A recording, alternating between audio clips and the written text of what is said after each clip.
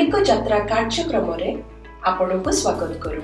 आसंतु आमे पालक प्रेमाशीष सतमान को द्वारा लिखित आजिर डिवोशन विषय रे चर्चा करिबा।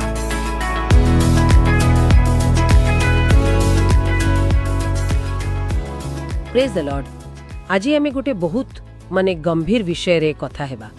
आमे जो शब्द सबु कहू से गुड़िकर शक्ति केते। आम पाखरे पालक प्रेमाशीष सतमनंकर गोटे लेखा अछि। शीर्षक हेउछि वाक्यर शक्ति, आपणकर शब्द जीवन और जाग्य।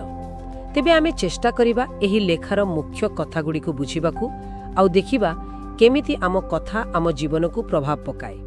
तेबे आसंतु आरंभ करिबा एही लेखार जो मूल पद हितोपदेश 18:21 सेथिरे अछि मरण और जीवन जिह्वार अधीन, जो माने ताकू भल जानती से माने ताहार फल भोगिबे। एटा शुणिकी बहुत शक्तिशाली लागुछि ना? हाँ हाँ, एटा तो पूरा मूल दुआ।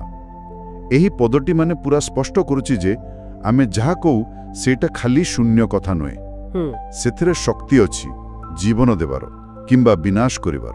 अच्छा, माने सेथिरे जीवन देबा कि मृत्यु आनिबार क्षमता अछि। एहा केवल कथा नुहे, एक वास्तव प्रभाव पकाए। लेखक गोटे बहुत भल उदाहरण देइछंती। जीसु आउ से डिम्बिरी गछर कथा। हाँ हाँ, तिक प्रभाव रही पारे जहां आमे देखि परिबा। निश्चय। आउ एही उदाहरणटी माने बहुत गुरुत्वपूर्ण। कारण जदि कथा गोटे गछ को प्रभाव पकई पारुछि तेबे टिके भाबंतु आम जीवनर जो बड़ बड़ समस्या जहाकू पर्वत कुहा जाइछि, हाँ सेई पर्वत गुडी को केमिति प्रभावित करि पारिबो। लेखक कहउछंती जे आमे खाली समस्या विषय कथा हेबा नाही, बरं सेगुडी को सीधा कहिबा आदेश देबा। एकदम सेगुडी को संबोधन करि पारिबा। किंतु माने गोटा प्रश्न आसुछि, आम कथारे एते शक्ति काहेकि? लेखा कहूछि सबु किछि शब्द शुणे, एहार माने कोन, एहार आधार कोन? अच्छा, सेठी कथाटा हुरी गभीर को जाउछि। लेखक एब्री 11.3 को देखाउछंती। हाँ, सेठी लेखा अछि जे परमेश्वर निज वाक्य द्वारा ही पूरा जगत तयारी करिछंती। अच्छा, बुझिली। तेणु एई दृष्टिरु देखिले पूरा सृष्टि ही मूलरू वाक्य प्रति माने प्रतिक्रियाशील। सेई भले आम कथा विशेष करी जेतेबेले आमे विश्वास रे कहू सेगुडिक परिस्थिति बदली पारे।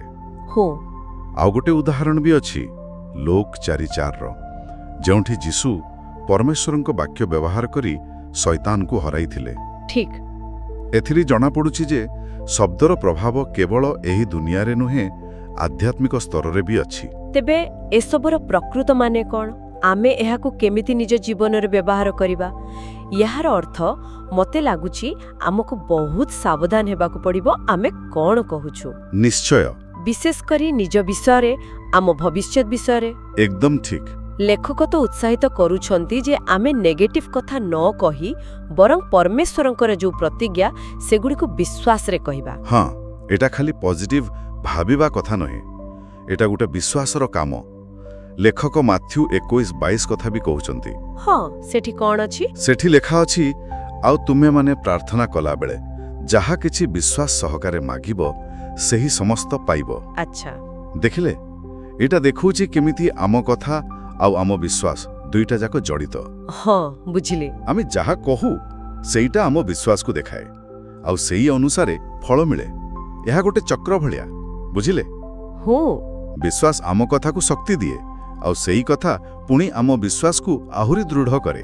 तेबे आजी आमे जहा सबु कथा हेले तार मुख्य कथा हेला पालक प्रेमाशीष सतमानंक लेखा अनुसारे आम शब्दरे माने आम जीभरे जीवन आ मृत्युर गोटे अद्भुत शक्ति रहिछि।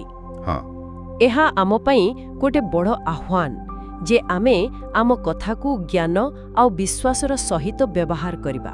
निश्चय। आउ एहा गोटे गुरुत्वपूर्ण प्रश्न भी छिड़ा करूछि। कोन? जणे लोक निजर प्रतिदिन जीवन रे केमिति सचेतन भावरे निज कथा को एमिति व्यवहार करिवो जेमिति जीवन आसीबो, आरोग्य मिलिबो, आशीर्वाद आसीबो, आउ जो नकारात्मक फल सेथिरु दूरी रही परिबो। एटा सत्तरे गभीर भावरे चिंता करिवार विषय। हाँ, प्रकृत रे।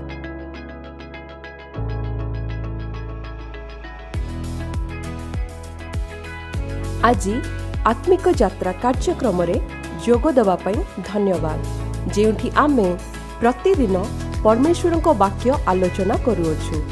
जदि एही कार्यक्रम आपनको आशीर्वाद देइयोछि तेबे एहाकु आपना फैमिली आउ फ्रेंड्स व्हाट्सएप ग्रुप रे शेयर करंतु। आसंता काली पुणी देखा हबा। धन्यवाद।